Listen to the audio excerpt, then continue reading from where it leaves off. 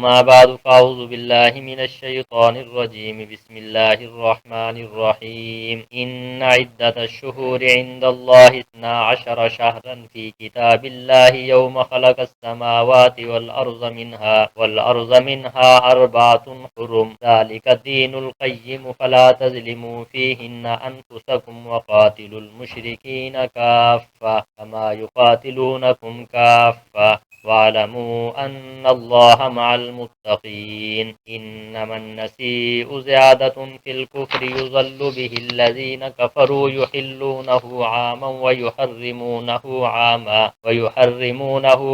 ليواتوا عدة ما حرم الله فيحلوا ما حرم الله زين لهم سوء أعمالهم والله لا يهدي القوم الكافرين صدق اللہ العظیم۔ محترم دوستو بزرگوں، کل کے درس میں اس بات کو ذکر کیا جا چکا ہے کہ اللہ تعالیٰ نے مذہب اسلام کو دیا ہے سرور کائنات صلی اللہ علیہ وآلہ وسلم کو، اور فرمایا کہ یہ مذہب اسلام دین غالب ہو کر رہے گا تمام دینوں پر۔ کفار مشرکین مکہ یہود و نصارہ اس مذہب اسلام کو پھونکوں کے ساتھ بجانا چاہتے ہیں، لیکن مذہب اسلام کسی اعتبار سے بھی مٹنے والا نہیں ہے۔ نور خدا ہے کفر کی حرکت پہ خندزن، نور خدا ہے کفر کی حرکت پہ خندزن، پھونکوں سے یہ چراغ بجایا نہ جائے گا۔ جیسے کہ آسمان پر سورج طلوع ہوتا ہے، کوئی آدمی اوپر چہرہ کر کے جتنی مرضی پھونکے لگاتا رہے اس کی گردن تو خراب ہو سکتی ہے، اس کی پھونکے ختم ہو سکتی ہے، لیکن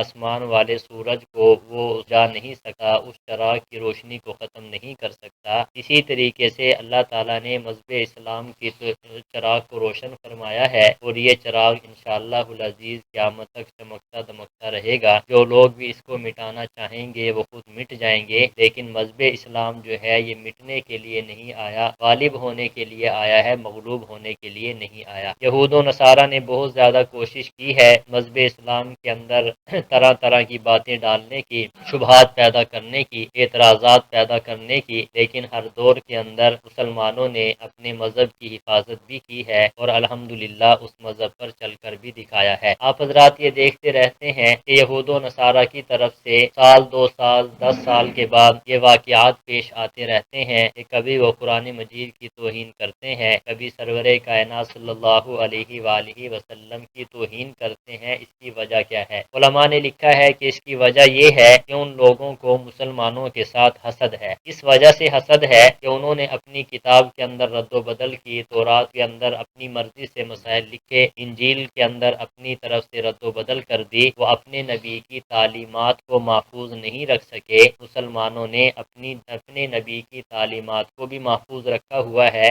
اپنے نبی پر جو کتاب نازل ہوئی تھی قرآن مجید اس کی بھی حفاظت کی ہوئی ہے۔ یہ حسد ہے ان لوگوں کو کہ ہم تو اپنے نبی کی تعلیمات کو بھلا بیٹھے ہیں، مسلمانوں کے پاس ان کے نبی کی تعلیمات کیوں محفوظ ہیں؟ اس وجہ سے وہ بار بار مسلمانوں کو تکلیف دیتے ہیں۔ بہرحال شرک بھی بہت بڑی بیماری ہے۔ سرور کائنات صلی اللہ علیہ وسلم نے فرمایا کہ اللہ تعالیٰ یوں فرماتے ہیں کہ ابن آدم مجھے گالی دیتا ہے حالانکہ اسے مجھے گالی نہیں دینی چاہیے۔ گالی کا مطلب یہ ہے کہ وہ میرے ساتھ شریک ٹھہراتا ہے، تو گویا کہ جو انسان بھی اللہ کے ساتھ شریک ٹھہراتا ہے وہ ایسے ہے گویا کہ اس نے اللہ رب العزت کو برا بھلا کہا ہے، گالی دی ہے۔ اس وجہ سے ہمیں ہر اعتبار سے شرک سے کیا ہے بھائی بچنا چاہیے۔ پھر کل کے درس میں ان کے علماء اور مشائخ کا ذکر بھی کر دیا تھا کہ ان کے جو علماء تھے، راہب تھے، پادری تھے، اس قسم کے جو ان کے علماء یا راہب پادری وغیرہ تھے وہ دینداری کو چھوڑ کر دنیا دار بن گئے تھے، پیسے کے پیچھے لگ چکے تھے، اپنی من مانی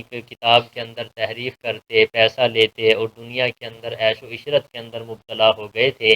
کل کے درس میں ان کی ان عیاشیوں کا بھی ذکر کر دیا تھا۔ آج کی یہ جو آیات مبارکہ ہیں، ان آیات مبارکہ میں اللہ رب العزت نے مشرکین کی ایک غلط عادت کا ذکر فرمایا ہے۔ مشرکین جہاں پہ اور ان کے غلط نظریات تھے، وہاں پر انہوں نے ایک بات یہ بھی کی ہوئی تھی کہ مہینوں کے اندر تبدیلی وہ اپنی مرضی سے کر دیا کرتے تھے۔ قرآن مجید کے اندر اللہ تعالیٰ نے ارشاد فرمایا ہے، ابھی آپ ترجمہ سنو گے، کہ جب سے اللہ رب العزت نے زمین و آسمان کو پیدا فرمایا ہے اس وقت سے مہینے 12 ہی ہیں، یعنی جب سے اللہ تعالیٰ نے زمین و آسمان کو پیدا فرمایا ہے مہینوں کی تعداد 12 ہی ہے۔ ان 12 مہینوں میں سے 4 مہینے جو ہیں ان 4 مہینوں کو محترم کہا جاتا ہے، یعنی ایسے مہینے جن کے اندر لڑائی جھگڑا کرنا اور جن مہینوں کے اندر ڈاکہ لگانا، چوری لگانا، یہ بہت زیادہ گناہ رکھتے ہیں، گناہ کا درجہ رکھتے ہیں۔ 12 مہینوں میں سے 4 مہینے ہمیشہ ہمیشہ کیا رہے بھائی؟ محترم رہے ہیں، عزت والے رہے ہیں، یعنی 4 مہینوں کو اللہ تعالیٰ نے اپنی طرف سے بہت زیادہ عزت عطا فرمائی ہے۔ اب وہ 4 مہینے کون کون سے ہیں؟ ان میں سے ایک تو شوال ہے،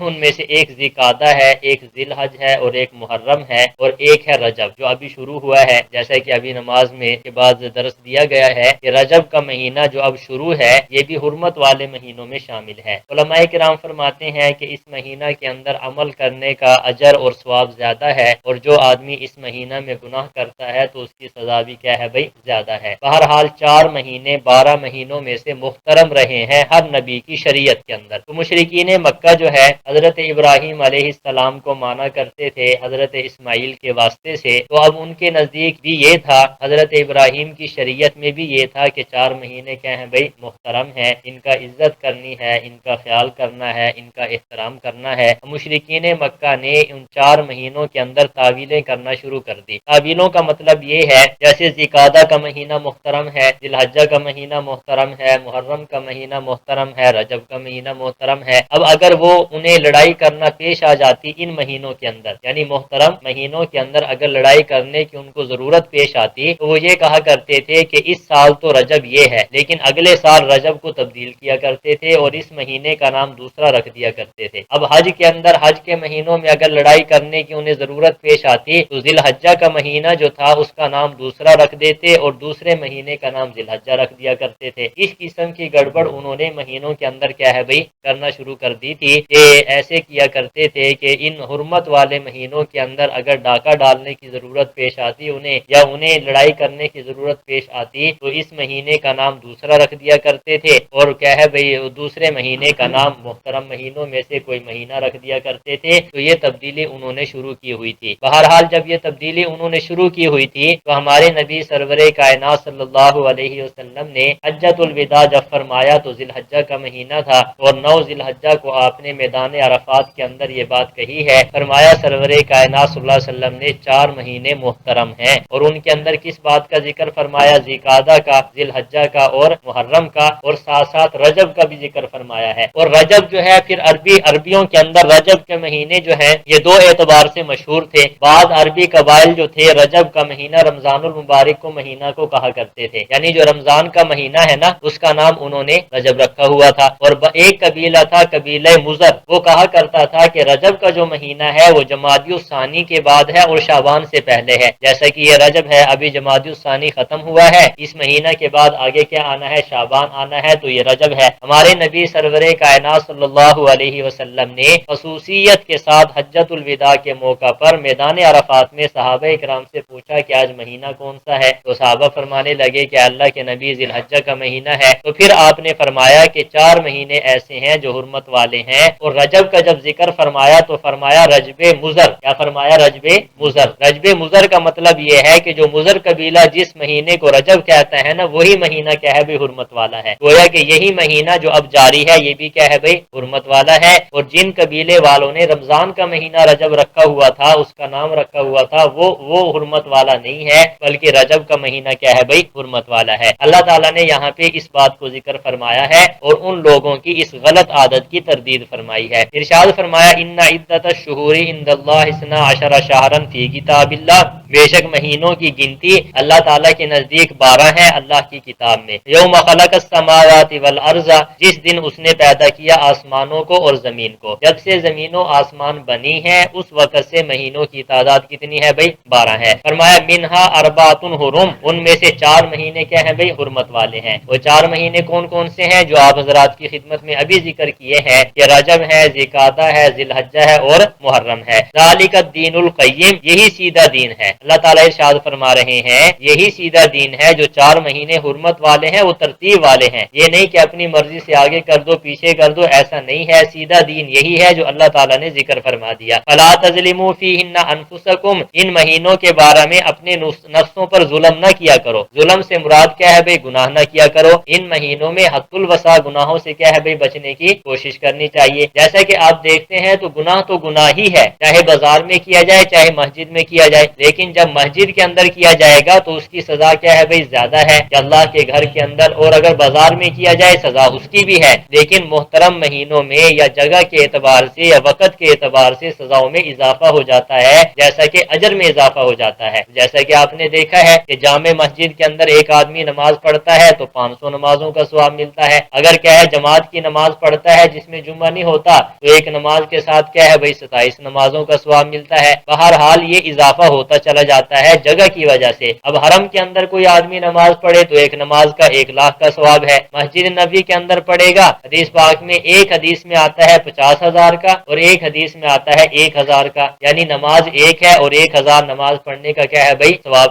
اسی طریقے سے رمضان میں نفلوں کا اجر جو ہے وہ کہاں تک پہنچ جاتا ہے فرضوں کے۔ بہرحال جیسے جگہ کے اعتبار سے اور وقت کے اعتبار سے اجر میں اضافہ ہوتا چلا جاتا ہے، اسی طریقے سے وقت اور جگہ کے اعتبار سے گناہ کی سزا بھی زیادہ ہوتی چلی جاتی ہے۔ اللہ تعالیٰ فرما رہے ہیں ان مہینوں میں اپنے نفسوں پر ظلم نہ کیا کرو۔ وقاتلوا المشرکین کافہ کما یقاتلونکم کافہ، لڑو سب مشرکین سے جس طرح کہ وہ تم سے سب کے سب لڑتے ہیں۔ مسلمانوں کو یہ بات کہی جا رہی ہے جیسے وہ تمہارے ساتھ تمہاری مخالفت میں سب اکٹھے ہو جاتے ہیں تو تم سب کے سب بھی ان کے ساتھ لڑائی میں اکٹھے ہو جایا کرو۔ وَاعْلَمُوا أَنَّ اللَّهَ مَعَ الْمُتَّقِينَ، یقین کر لو بے شک اللہ کس کے ساتھ ہے بھائی متقین کے ساتھ ہے، جو تقوی کی زندگی گزارتا ہے اللہ تعالیٰ کی مدد انہی کے ساتھ ہے۔ إِنَّمَا النَّسِيءُ زِيَادَةٌ فِي الْكُفْرِ، مہینوں کو مؤخر کر دینا کفر میں زیادتی کر دیتا ہے، یعنی جو لوگ کافر ہیں وہ اگر مہینوں کو مؤخر کر دیتے ہیں، تبدیل کر دیتے ہیں، وقت مہینہ تبدیل کر دیتے ہیں، ان کے کفر میں اور زیادہ زیادتی ہو جاتی ہے۔